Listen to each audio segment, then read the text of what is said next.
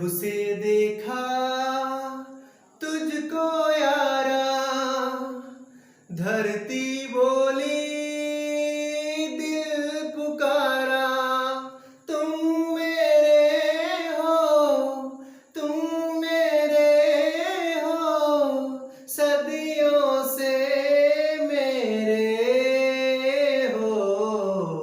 जब से देखा तुझको यारा, धरती बोली दिल पुकारा, तुम मेरे हो, तुम मेरे हो, सदियों से मेरे हो। जब से देखा तुझको यारा। तो प्यारे मित्रों, आपका स्वागत है आपके YouTube चैनल मैथ मैजिक सुशील सर में। मैं सुशील कुमार यादव आज आप लोगों के लिए मध्यकालीन इतिहास का पार्ट नंबर 7 लेकर के आया हूं, जिसमें 11वीं और 12वीं सदी में तुर्कों के आक्रमण का जिक्र करेंगे। 11वीं और 12वीं सदी में तुर्कों ने भारत पर कैसे आक्रमण किया और अपना साम्राज्य, इस्लामिक साम्राज्य कैसे स्थापित किया, प्यारे मित्रों इसके बारे में जिक्र करेंगे और पूरा डिटेल। प्यारे मित्रों, जो पीछे हमने वीडियो जो कुछ भी दिया है, इतना क्रम से हमने दिया है कि यदि आप क्रम से वीडियो को पढ़ते जाइए तो आपका सबसे पसंदीदा और सबसे फेवरेट सब्जेक्ट हो जाएगा इतिहास। आप लोग पढ़ करके देखिएगा प्यारे मित्रों। तो पिछले वीडियो में, इसके जस्ट पिछले वीडियो में हम आपको बताया कि भारत पर अरबों का आक्रमण, और एकदम दिल दहला देने वाला वीडियो हमने दिया था प्यारे मित्रों। आप लोग पढ़े भी होंगे उसको। जो लोग पढ़े होंगे उनको कहानी दिखता होगा कि कैसे मोहम्मद बिन कासिम भारत पर आक्रमण किया था, कितने घोड़े लेकर के आया था, कितने सैनिक लेकर के आया था, एकदम फुल डिटेल आपको हमने पढ़ाया था। तो चलिए अब हम लोग बात करेंगे 11वीं और 12वीं सदी में तुर्कों के आक्रमण। लेकिन इससे पहले एक पॉइंट मैं आप लोगों को और बताऊंगा।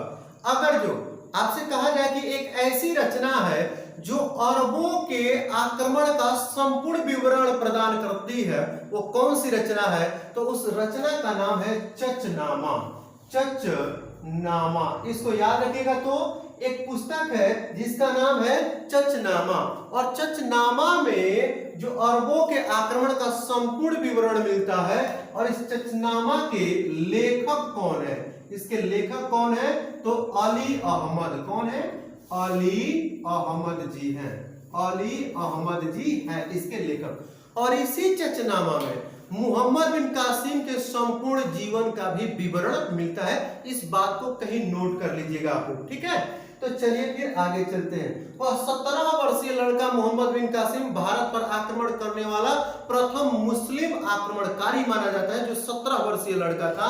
और भारत में वह आकर के और एक जजिया नामक कर लगाया था। यह भी लाजवाब क्वेश्चन है कि भारत में जजिया कर किसने लगाया था? तो मोहम्मद बिन कासिम ने लगाया था। और वह किससे नहीं वसूला जाता था? तो ध्यान रखिएगा, वृद्ध लोगों से नहीं वसूला जाता था, महिलाओं से नहीं वसूला जाता था, और 17 वर्ष के एज से कम वाले जो बच्चे होते थे उनसे भी जजिया कर नहीं लिया जाता था। और वह गैर धार्मिक कर था, अर्थात जो इस्लाम धर्म को स्वीकार नहीं किया था, वो इस्लाम धर्म के उत्थान के लिए यह जजिया कर क्या करता था? देता था प्यारे मित्रों। तो चलिए फिर हम लोग आगे बढ़ जाते हैं। 11वीं और 12वीं सदी के तुर्कों के आक्रमण के बारे में अब जानकारी लेंगे। प्यारे मित्रों, एक बात आपसे बता दो। पहले सबसे पहले समझिएगा, इतिहास इतना बेहतर सब्जेक्ट है प्यारे मित्रों कि अगर जो क्रम से आप पढ़ते जाए ना, तो आपका इतिहास सबसे आपका जो एक फेवरेट सब्जेक्ट बन जाएगा इतिहास, और आज भी बनेगा आपका फेवरेट सब्जेक्ट। देखिए कैसे। प्यारे मित्रों, एक बात बताइए, जो ये तुर्क जाति है ना, यह बहुत ही खतरनाक जाति मानी जाती थी। और आधुनिक जो चीन का क्षेत्र देख रहे हैं ना, चीन के उत्तरी पश्चिमी सीमा पर स्थित कुछ जाति हैं जिसको हम लोग किस नाम से जानते हैं? तुर्क जाति के नाम से जानते हैं। और जो तुर्क जाति है ना प्यारे मित्रों, वह जो तुर्क जाति थी उस समय, वह क्या थी प्यारे मित्रों? तो इस्लाम धर्म का नवीनतम ग्रहण की थी, यानी कि नए ये अनुयायी थे, अर्थात इस्लाम धर्म जल्दी ही ये ग्रहण किए थे। यही कारण है कि यह इस्लाम धर्म के लिए बहुत कट्टर बन गए। इस्लाम धर्म को चारों तरफ प्रसार करने के लिए ये बहुत ही अंधभक्त हो गए थे इस्लाम धर्म के, और यही है कि कट्टर भी होते चले गए। कुछ इतिहासकार ये बताते हैं कि जो इस्लाम धर्म जो तुर्क लोग थे उनका संबंध मंगोलों से था। मंगोलों का नाम सुने होंगे इतिहास में, बहुत ही बर्बर जाति थी वो, अर्थात अमानुषिक जाति माने जाते थे, यानी कि मानवता उसमें बिल्कुल नहीं था, ये माना जाता है प्यारे मित्रों। कौन से? मंगोल जातियों में, और उन्हीं से रिलेशन था किसका? तुर्कों का। यही कारण है कि कभी कभी इतिहासकारों ने बताया कि तुर्क लोग कभी कभी अमानुषिक बन जाते थे और लोगों का नरसंहार बहुत अधिक मात्रा में करने लगते थे। और एक और कारण है कि यह इस्लाम धर्म को बहुत जल्दी ही ग्रहण किए थे। यही कारण है कि इसके प्रति बहुत ही उत्साहित थे, उत्तेजित थे इसके प्रसार के लिए। और यही कारण है, इसी के फलस्वरूप, इसी के प्रचार प्रसार के फलस्वरूप भारत में तुर्कों ने आक्रमण किया था। तो चलिए प्यारे मित्रों, सबसे पहले हम जाने कि तुर्क भारत में कैसे आए, भारत में तुर्क कैसे आ गए। तो सबसे पहली कहानी है प्यारे मित्रों कि एक व्यक्ति था जिसका नाम था अब्दुल मलिक। ध्यान से सुनिएगा प्यारे मित्रों, एक व्यक्ति था जिसका नाम था अब्दुल मलिक। इसको नोट भी करते चलिएगा। अब्दुल मलिक जो था वो शामानी वंश का संस्थापक था। यह किस वंश का संस्थापक था? तो शामानी वंश का संस्थापक था। यह शामानी वंश का संस्थापक था। और प्यारे मित्रों, यह बहुत ही प्राचीन वंश था, उस समय मध्यकालीन इतिहास का मतलब प्रारंभिक वंश माना जा सकता है। तो यह जो अब्दुल मलिक था प्यारे मित्रों, यह शामानी वंश का क्या था? तो संस्थापक था। और प्यारे मित्रों, इसकी मृत्यु देखिए, इसका एक और दास था। इसका एक क्या था? तो दास था। इसका एक दास था। यह दास का मतलब आप कह सकते हैं कि गुलाम था। दास क्या? गुलाम था। और जब यह गुलाम था, अब्दुल मलिक का एक गुलाम था, यह दास था, और यह किस जाति से था? तो तुर्क जाति से था। जो गुलाम था वह किस जाति से था? तो तुर्क जाति से था, और उसका नाम था अल्पतगीन। उसका नाम था अल्पतगीन। इसको याद रखिएगा, अल्पतगीन। और यह पहला तुर्क था। यह पहला तुर्क था जो अब्दुल मलिक के मरने के बाद अल्पतगीन जो था शासक बना था, तुर्क शासक बना था। समझ गए?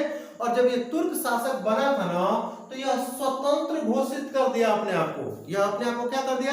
स्वतंत्र घोषित कर दिया, और एक नए राजवंश की स्थापना कर दिया जिसका नाम है गजनी या यामिनी वंश। गजनी या यामिनी वंश। अब आपसे पूछ दिया जाए वंश का संस्थापक, तो आपसे पूछ दिया जाए प्यारे मित्रों कि यामिनी या गजनी वंश का संस्थापक कौन था? तो अल्पतगीन था, और यह तुर्क जाति का था, और अब्दुल मलिक का दास या गुलाम था। समझ गए? और आपसे कह दिया जाए प्यारे मित्रों, यह स्वतंत्र रूप से अपना साम्राज्य स्थापित किया था और गजनी को अपनी राजधानी बनाया था। तो देखिए, यह स्वतंत्र रूप से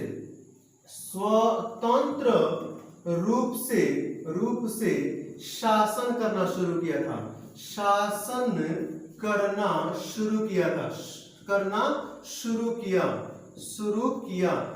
तथा गजनी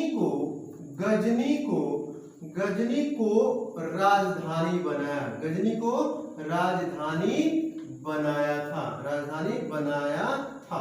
तो याद रखिएगा, यही वो अल्पतगीन है जो गजनी को अपनी राजधानी बनाया था प्यारे मित्रों, और स्वतंत्र रूप से अपना साम्राज्य स्थापित किया था।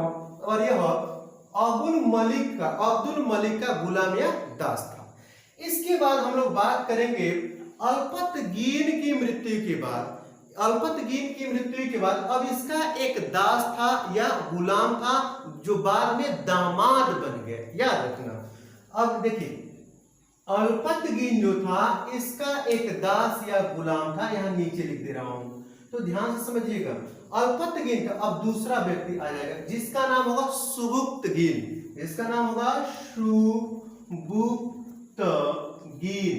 शुभुक्तगीन। और एक बात यहां से नोट में याद रखना कि यह अल्पतगीन का दास था और बाद में क्या बन गया, दामाद बन गया। अर्थात इसकी योग्यता को देख करके अपनी पुत्री का विवाह अल्पतगीन ने शुभुक्तगीन से कर दिया था। और यह भी किस जाति का था, तुर्क जाति का था। अगर जो प्यारे मित्रों यहां से जो क्वेश्चन बनते हैं, यहां से जो क्वेश्चन बनेंगे बहुत ही लाजवाब क्वेश्चन बनेंगे। पूछा जाए कि भारत पर आक्रमण करने वाला प्रथम तुर्क शासक कौन था, तो यह शुभुक्तगीन ही था। 1 लाख का क्वेश्चन नोट में लिख लीजिए इस बात को। तो भारत पर आक्रमण करने वाला, भारत पर आक्रमण करने वाला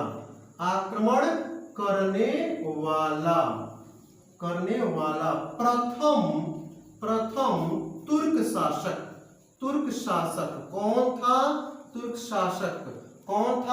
शासक तो यही था।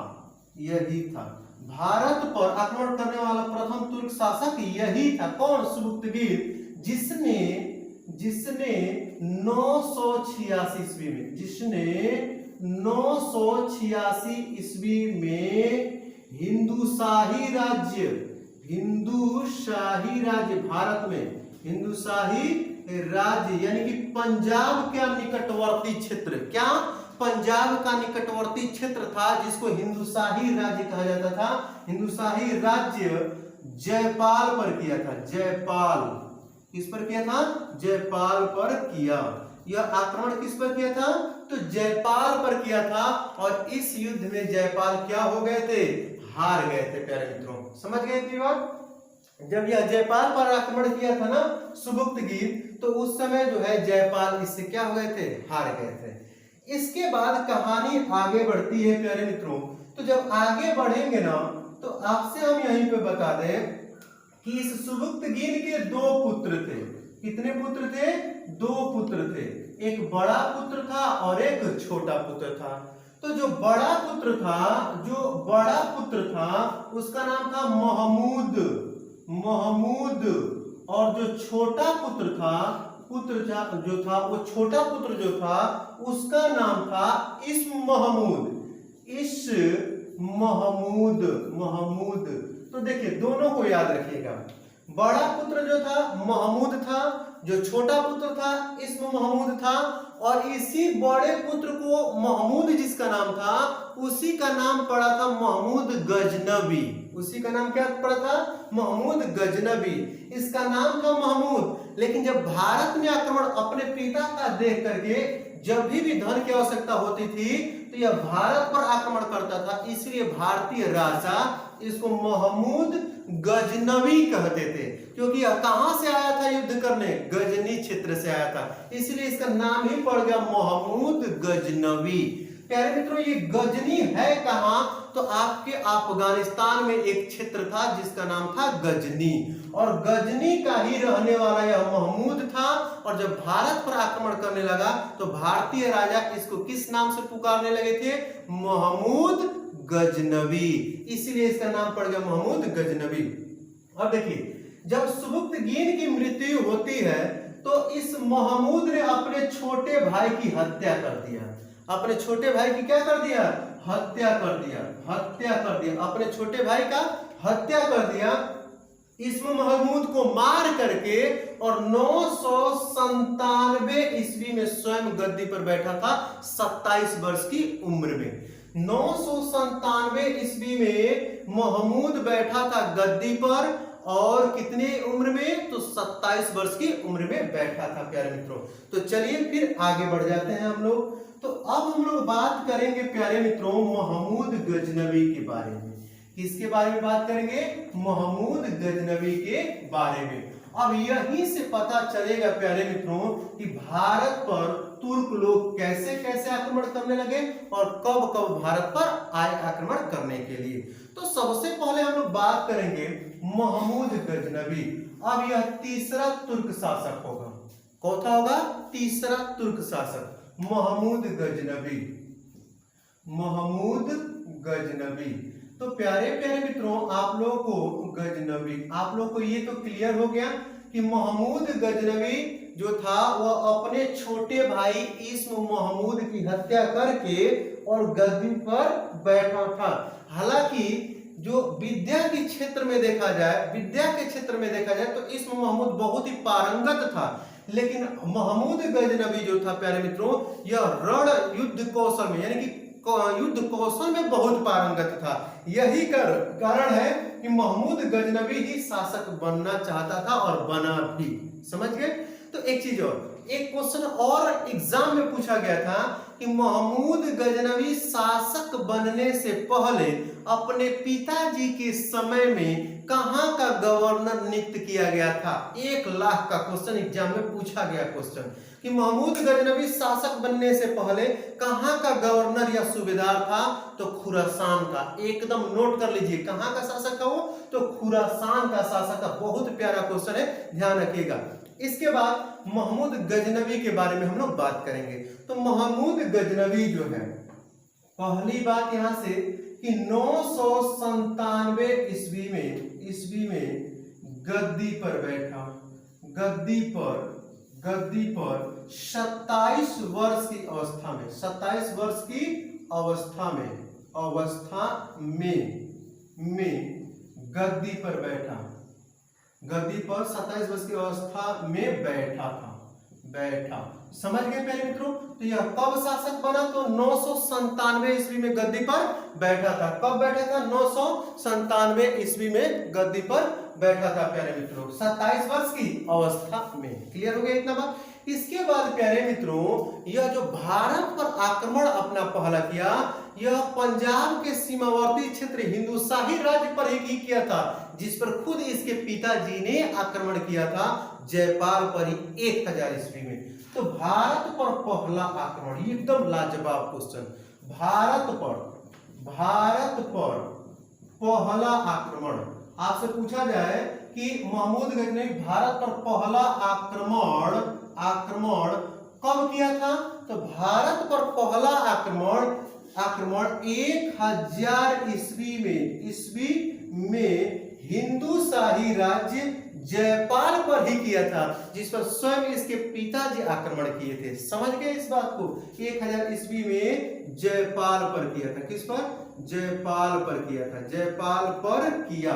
इतना बात याद रखिएगा। यह पहला आक्रमण किस पर किया था, तो जयपाल पर किया था, और इसके पहले इसके पिताजी भी इस पर आक्रमण कर चुके थे। कब? तो 986 ईस्वी में किए थे, ठीक ना। और 1000 ईस्वी में जयपाल पर फिर जो है महमूद गजनवी ने आक्रमण किया था प्यारे मित्रों, और उस युद्ध का नाम था वह हिंद की लड़ाई।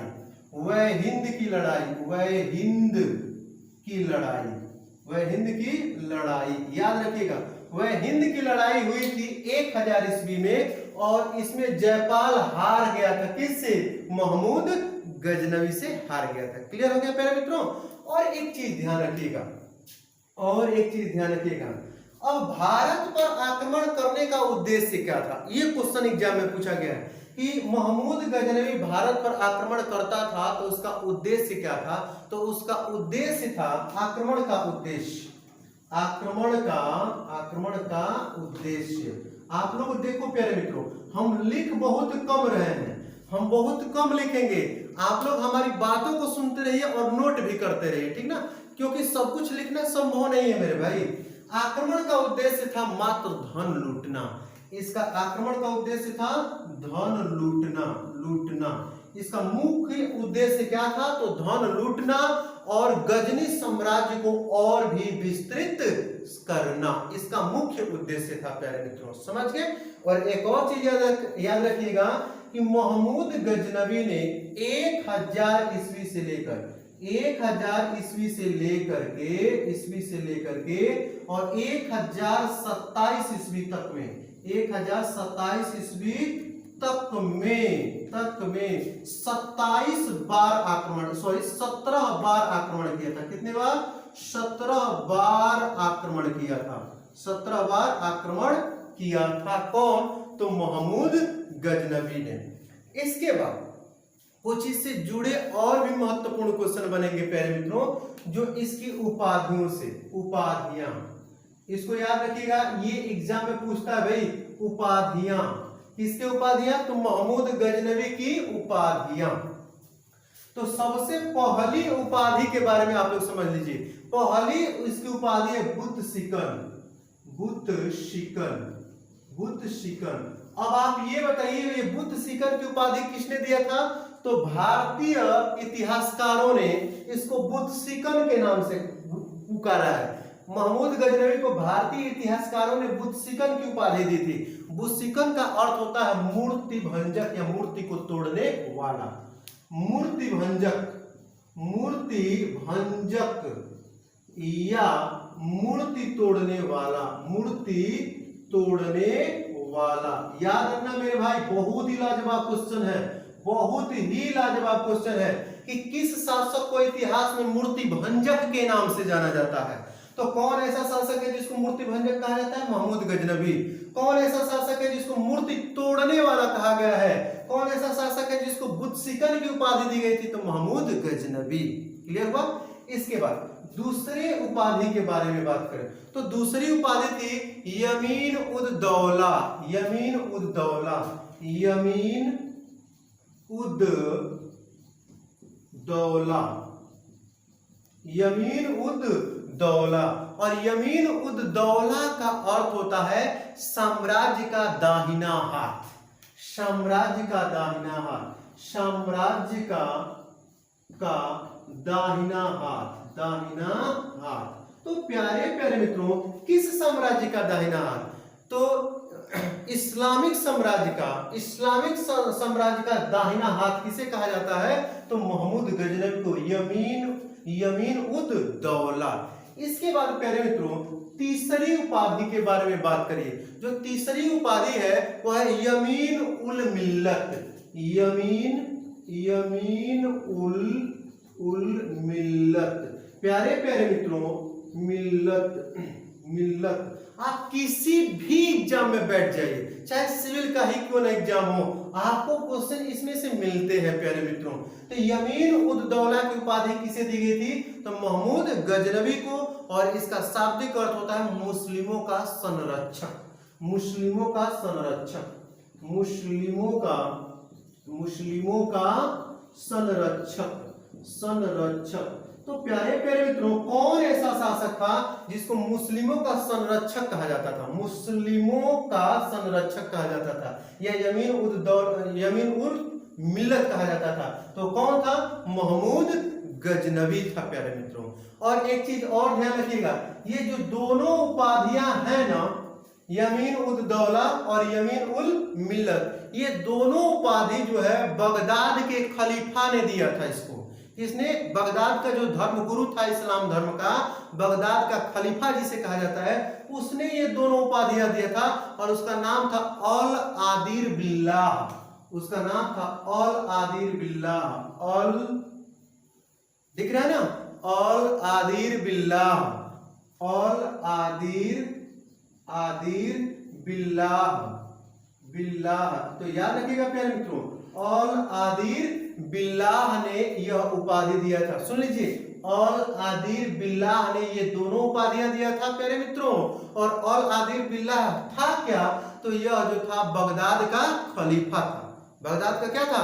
खलीफा था। और एक बात और याद रखिएगा, अगर जो आपसे पूछ दिया जाए कि मध्यकालीन इतिहास में कौन ऐसा शासक था जिसने सबसे पहले सुल्तान की उपाधि धारण किया था, तो सुल्तान की उपाधि धारण किया था महमूद गजनवी। नोट कर लीजिए अपने कॉपी में कि पूरे मध्यकालीन इतिहास का कौन ऐसा शासक था जिसने सुल्तान की उपाधि धारण की थी। तो सुल्तान की उपाधि धारण करने वाला व्यक्ति कौन था?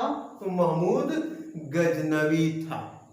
समझ गए इतनी बात? और फिर आगे बढ़ जाते हैं प्यारे मित्रों। महमूद गजनवी जो था वह सुल्तान की उपाधि धारण करने वाला प्रथम विदेशी शासक था प्यारे मित्रों, ये भी आप कह सकते हैं। इसके बाद फिर आगे बढ़ जाते हैं, महमूद गजनवी से जुड़े और भी क्वेश्चन देखते हैं। प्यारे मित्रों, हम आपको पूरा आश्वस्त करा देना चाहते हैं कि आप किसी भी एग्जाम में बैठिए, अगर जो महमूद गजनवी से क्वेश्चन उसमें बनाया जा रहा है तो आपको क्वेश्चन इसी में से मिलेगा, इसी नोट्स में से मिलेगा। इसके बाद चलिए आगे हम लोग बात करते हैं कुछ महत्वपूर्ण युद्ध, महमूद गजनवी के कुछ महत्वपूर्ण युद्ध, महमूद गजनवी के कुछ महत्वपूर्ण युद्धों के ही बारे में बात करेंगे। तो सबसे पहला इसका युद्ध देखेंगे तो पंजाब के सीमावर्ती क्षेत्र, पंजाब के सीमावर्ती क्षेत्र पहला युद्ध था इसका। पंजाब के सीमावर्ती क्षेत्र, अभी आपको हमने बताया कि 1000 ईस्वी में हिंदू शाही राज्य, तो ये कब किया था? तो 1000 ईस्वी में। आप किस पर? तो जयपाल पर। किस पर? जयपाल पर किया था। ये कंफर्म हो गया आप लोग को।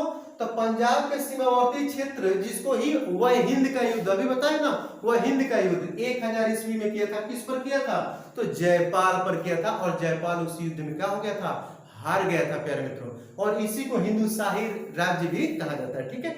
इसके बाद दूसरा युद्ध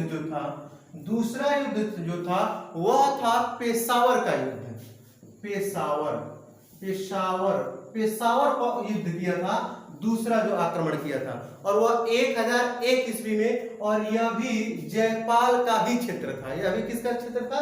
जयपाल का। 1001 ईस्वी में यह भी किसका क्षेत्र था? तो जयपाल का ही क्षेत्र था। किसका क्षेत्र था? जयपाल का ही क्षेत्र था। और प्यारे मित्रों, ये कहानी मैं इसलिए बता रहा हूं कि जब पहली बार जयपाल पर आक्रमण किया था तो महमूद गजनवी का पिताजी किए थे, समझ में ना, सुबुक्तगिन ने किया था। दूसरा जो है अर्थात महमूद गजनवी ने इस पे पहला अपना आक्रमण महमूद गजनवी ने भी इसी पर कर दिया, जयपाल पर ही कर दिया। और जयपाल जो होता था वह बहुत ही दुखी हो गया कि जितनी बार आक्रमण हो रहा है तुर्कों का, वो जयपाल पर ही हो रहा है। यही कारण है कि जब तीसरा युद्ध जयपाल पर हुआ, अर्थात महमूद गजनवी का दूसरा, और उसके पिताजी से भी देखा जाए तो तीसरा युद्ध हो जाता है। तो महमूद गजनवी ने अपना अगला युद्ध पेशावर पर अर्थात जयपाल के ही क्षेत्र पर किया था 1001 ईस्वी में। और इससे जो है हतोत्साहित होकर के जयपाल स्वयं आत्महत्या कर लेता है। जयपाल जी स्वयं क्या कर लेते हैं? आत्महत्या कर लिए थे प्यारे मित्रों, समझ गए। इसके बाद जयपाल जब मरते हैं तो इनका पुत्र शासक बनते हैं जिनका नाम था आनंदपाल।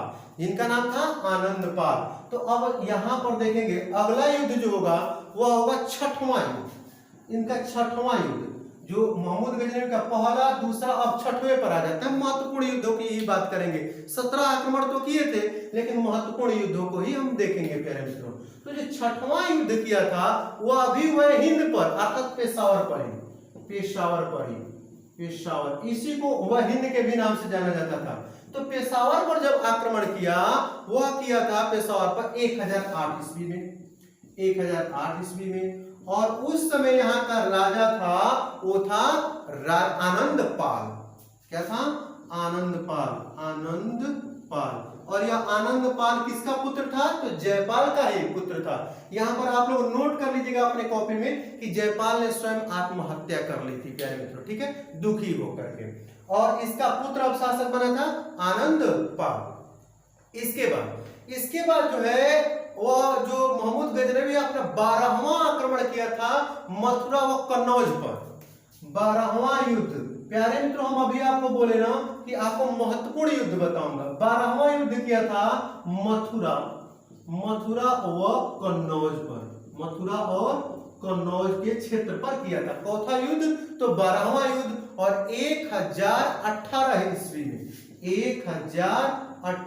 ईस्वी में किया था युद्ध। तो प्यारे मित्रों, जब 1018 ईस्वी में मथुरा और कन्नौज पर आक्रमण किया था, उस समय यहाँ का शासक था राज्यपाल, जो प्रतिहार वंश का था। उसका नाम था राज्यपाल। और यह किस वंश का था? तो प्रतिहार वंश से संबंधित था, प्रतिहार वंश से संबंधित था। और राज्यपाल भी इस युद्ध में क्या हुआ था? हार गया था प्यारे मित्रों। अब यहाँ से एक और बेहतर चीज सीखेंगे। यहाँ से एक और बेहतर चीज ये है कि मथुरा व कन्नौज पर जिस समय वह आक्रमण करने आया था, तो ध्यान रखिएगा जब आक्रमण करने आया तो उसी समय उसके साथ एक बहुत ही विद्वान व्यक्ति भी आया था। महमूद गजनवी के साथ एक विद्वान साहित्यकार भी आया था और उसका नाम था अलबरूनी। जब 1018 ईस्वी में आया था तो वह अलबरूनी को भी साथ में लेकर के आया था, जिसका नाम आप लोग सुने होंगे। उसका वास्तविक नाम अबू रैहान था। उसका वास्तविक नाम क्या था? अबू रैहान था। तो याद रखिएगा, अबू रैहान को लेकर के अपने साथ आया था। कहां पर? तो भारत में लेकर के आया था। प्यारे मित्रों, इस बात को ध्यान रखिएगा। जो अबू रैहान था उसी ने तहकीक ए हिंद या किताबुल हिंद या भारत की खोज नामक पुस्तक लिखी थी। आप लोग नोट कर लीजिए अपने कॉपी में, नोट नहीं कराऊंगा भाई, बता दे रहा हूं। तो देखिए, यही जो अलबरूनी था जो इसके साथ आया था महमूद गजनवी के, वह उसका नाम वास्तविक नाम अबू रैहान था और उसी ने तहकीक ए हिंद या भारत की खोज या एक और तहकीक ए हिंद या भारत की खोज या किताबुल हिंद नामक रचना की थी। और एक बात, एक क्वेश्चन पूछा गया है कि तहकीक ए हिंद में किसका वर्णन नहीं किया गया है, अर्थात तहकीक ए हिंद की एकमात्र कमी क्या थी। ये लाजवाब क्वेश्चन एसएससी के एग्जाम में पूछा गया था।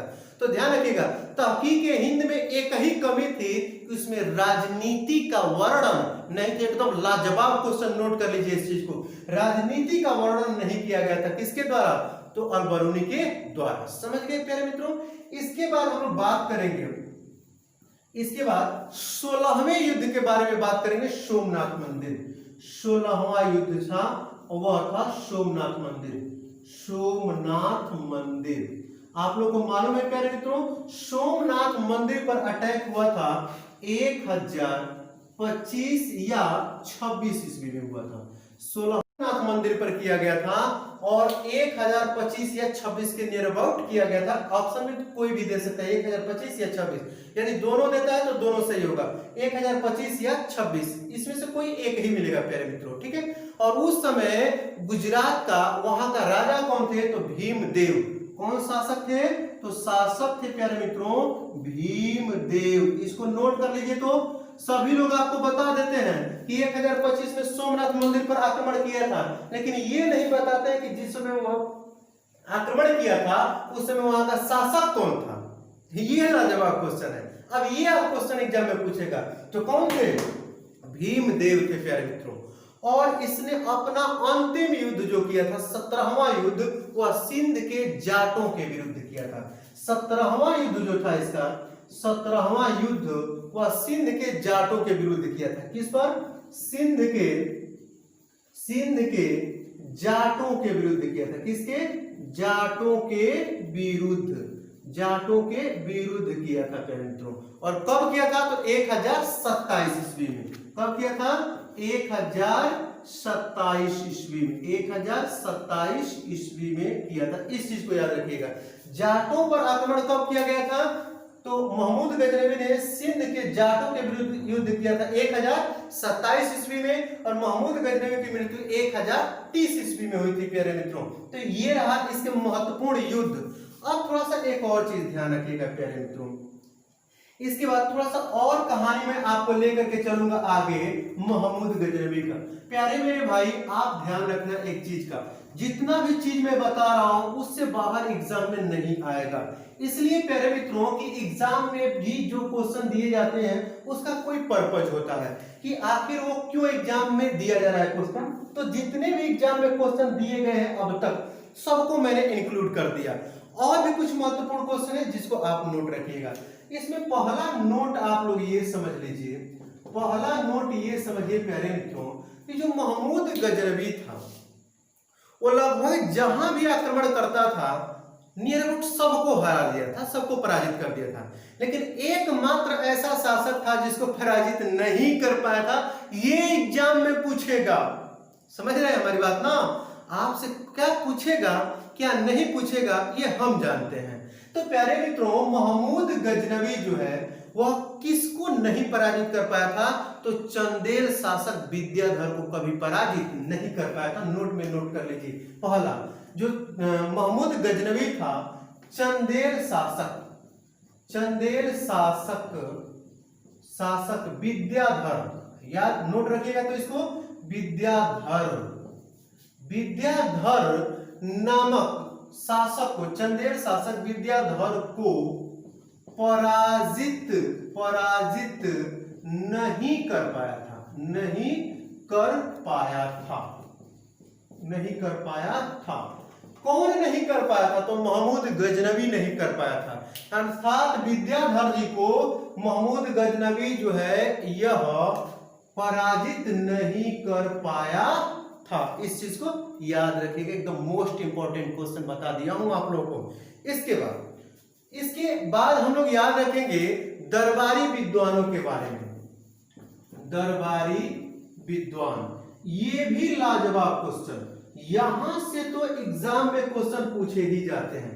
दरबारी विद्वान से संबंधित, दरबारी विद्वान से संबंधित।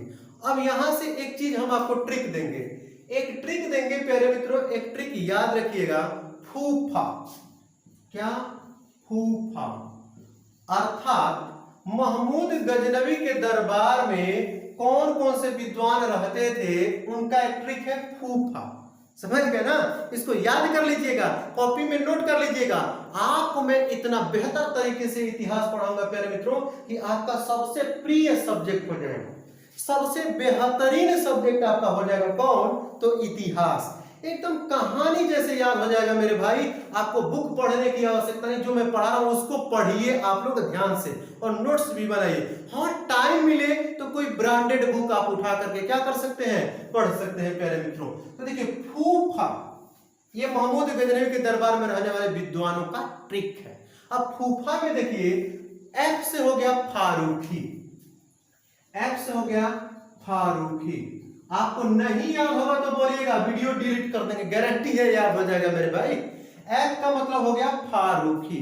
यू से हो गया उत्बी, यू से हो गया उत्बी, उत्बी। और फिर एफ से हो गया फिरदौसी, फिरदौसी। यही जो फिरदौसी थे इसके राज कवि थे, राजकीय कवि थे। कौन? फिरदौसी, याद रखिएगा। इसके बाद ए से हो गया अलबरूनी, अलबरूनी।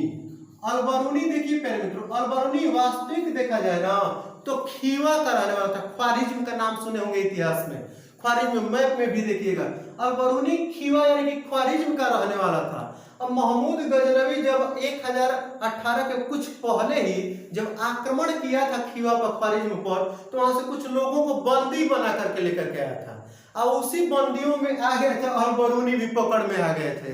और अलबरूनी के ज्ञान को देख करके और ये महमूद गजनवी मोहित हो गया और अपने दरबार में इसको कवि के रूप में, इतिहास के रूप में, चाहे साहित्यकार के रूप में रख लिया था प्यारे मित्रों। और यही अलबरूनी जब 1018 में भारत आया तो भारत आकर के यह रह चुका था, रुक गया था, और यहीं पर इसने संस्कृत भी सीखी थी। और 1 लाख का क्वेश्चन अभी बता रहा हूं आप लोगों को। पूछा जाता है कौन ऐसा मुस्लिम व्यक्ति था, प्रथम व्यक्ति जिसने पुराणों का अध्ययन किया था, जिसने पुराणों को पढ़ा था, तो वही अलबरूनी जी थे। समझ आया प्यारे मित्रों? तो चलिए अलबरूनी से ही बात करते हैं। तो महमूद गजनवी के 4 मुख्य विद्वान आपको समझ में आ गए जो दरबार में रहते थे। इसके बाद हम लोग यहाँ पे बात करेंगे अलबरूनी जी की। किसकी? अलबरूनी जी की बात करेंगे। तो जो अलबरूनी थे, पुराणों का अध्ययन करने वाला प्रथम मुस्लिम। 1 लाख का क्वेश्चन, पुराणों का अध्ययन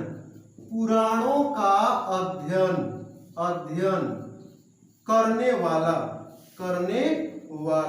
अगर जो प्यारे मित्रों समझ नहीं आएगा लिखावट तो हमारी आवाज को सुनते रहिएगा। पुराणों का अध्ययन करने वाला प्रथम मुस्लिम 1 नंबर का क्वेश्चन है। पुराणों का अध्ययन करने वाला प्रथम मुस्लिम व्यक्ति कौन था? तो अलबरूनी था। समझ में आया ना? और इसने दूसरा पॉइंट, इसने रचना, इसकी रचना का नाम था किताबुल हिंद।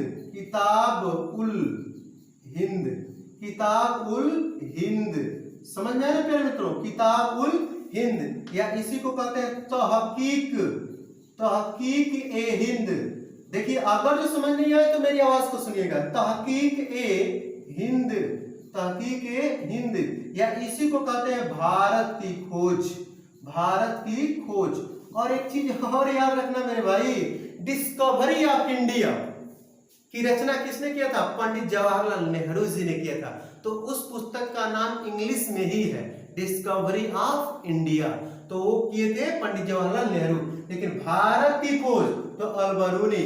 अगर जो अलबरूनी विकल्प में नहीं रहा तो पंडित जवाहरलाल नेहरू 100% रहेंगे। समझ में है ना आप लोग को, ये हुई बात। इसके बाद हम अलबरूनी जी के बारे में बात करें तो इन्होंने भारत आकर के संस्कृत भी सीखे थे। क्या भारत में संस्कृत भी सीखे। यानी कि आपसे कहा गया कि कौन ऐसा विदेशी व्यक्ति था जो भारत में आकर के संस्कृत भी सीखा था मध्यकालीन इतिहास में, और वह साहित्यकार भी था, तो कौन थे? अलबरूनी जी ही थे। और एक और बात ध्यान रखिएगा प्यारे मित्रों, अलबरूनी जी ने जो किताब उल हिंद लिखा था उसकी एकमात्र कमी क्या थी उस किताब में? ये एसएससी में पूछा गया है। तो किताब उल हिंद की एकमात्र कमी यह थी कि यह पुस्तक किस राजनीति का वर्णन नहीं करती है। समझ में आ गया ना। इसके बाद प्यारे मित्रों हम लोग बात करेंगे फिरदौसी। तो फिरदौसी की रचना के बारे में आप लोग जानते हैं, शाहनामा। फिरदौसी ने एक रचना लिखी थी जिसका नाम था क्या प्यारे मित्रों? शाहनामा। और दूसरा लाजवाब क्वेश्चन ये बनता है कि फिरदौसी को ही फारसी भाषा का संस्थापक कहा जाता है। फारसी भाषा का, लाजवाब क्वेश्चन, फारसी भाषा का संस्थापक, लाजवाब क्वेश्चन। अगर पूछा जाए कि फारसी भाषा का संस्थापक किसे कहा जाता है तो फिरदौसी को कहा जाता है। फिरदौसी ने कौन सी रचना लिखी थी? तो शाहनामा। क्लियर। इसके बाद उत्वी जी के बारे में बात करेंगे तो आपसे पूछा जाएगा कि उत्वी क्या था? तो महमूद गजनवी का इतिहासकार था। तो महमूद गजनवी का इतिहासकार, महमूद गजनवी का इतिहासकार था। समझ में आ गया प्यारे मित्रों। तो महमूद गजनवी का इतिहासकार कौन था? तो उत्वी था। इतना समझ गए प्यारे मित्रों ना। तो एक चीज और भी समझ लीजिए यहाँ पर, एक और चीज मैं आप लोग को समझा दूं। प्यारे मित्रों, कायदे से नोट्स बनाते चलना, एकदम बेहतर तरीके से आप लोग नोट्स बनाते चलिए, बहुत ही प्यारा वीडियो होगा आपके लिए।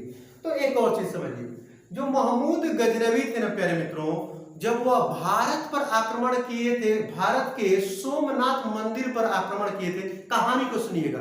जब महमूद गजनवी भारत के गुजरात क्षेत्र के काठियावाड़ के नजदीक एक मंदिर था जो शिव मंदिर था, जिसको सोमनाथ मंदिर कहा गया था, और वही सोमनाथ मंदिर जिस पर 1025 या 26 में महमूद गजनवी ने आक्रमण किया था प्यारे मित्रों। और वहां पर आक्रमण करने के बाद लगभग 20 लाख दिनार की धनराशि वहां से लूटा था प्यारे मित्रों।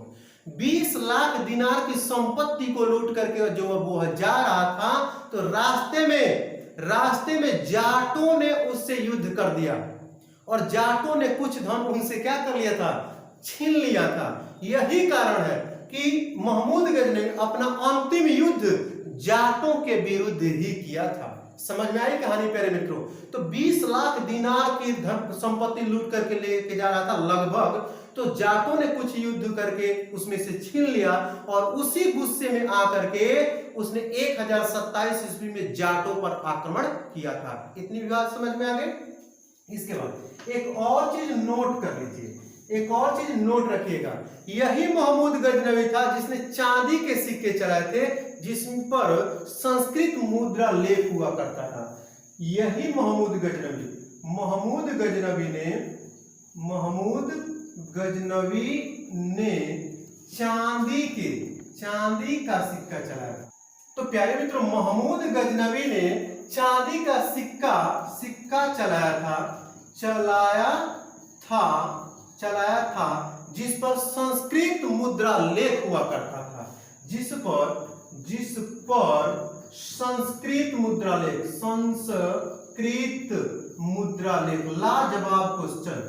लाजवाब क्वेश्चन लेख हुआ करता था।